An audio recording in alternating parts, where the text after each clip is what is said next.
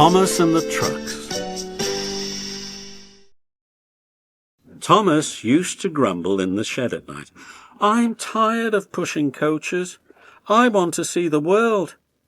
The others didn't take much notice, for Thomas was a little engine with a long tongue. But one night Edward came to the shed. He was a kind little engine and felt sorry for Thomas. "I've got some trucks to take home tomorrow," he told him. "If you take them instead, I'll push coaches in the yard." "Thank you," said Thomas. "That will be nice." So they asked their drivers next morning, and when they said yes, Thomas ran happily to find the trucks. Now trucks are silly and noisy. They talk a lot and don't attend to what they are doing.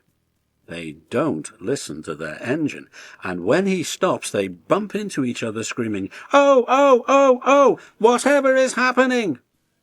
And, I'm sorry to say, they play tricks on an engine who is not used to them.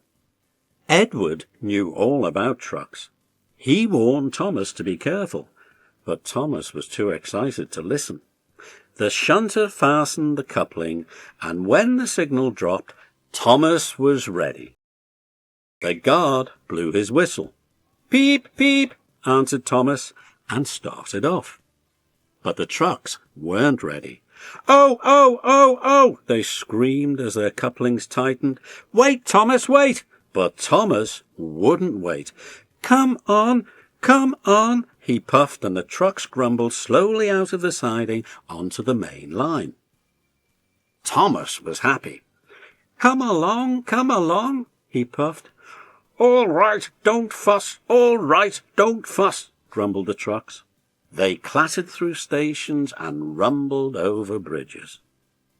Thomas whistled, "Peep, peep," and they rushed through the tunnel in which Henry had been shut up.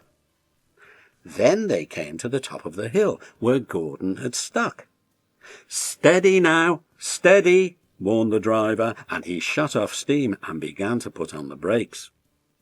We're stopping, called Thomas.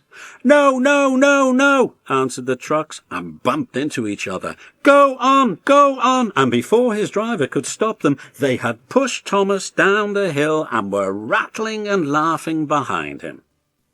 Poor Thomas tried hard to stop them from making him go too fast. Stop pushing, he hissed. But the trucks would not stop. Go on, they giggled in their silly way. He was glad when they got to the bottom. Then he saw in front the place where they had to stop. "Oh dear, what shall I do?" They rattled through the station, and luckily the line was clear as they swerved into the goods yard. "Ooh, groaned Thomas as his brakes held fast and he skidded along the rails. "I must stop," and he shut his eyes tight. When he opened them, he saw he had stopped just in front of the buffers, and there watching him was the fat director.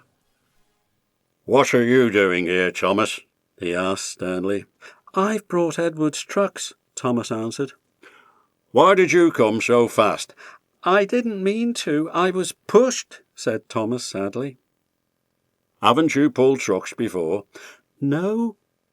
"Then you've a lot to learn about trucks, little Thomas. They are silly things and must be kept in their place. After pushing them about here for a few weeks, you'll know almost as much about them as Edward. Then you'll be a really useful engine."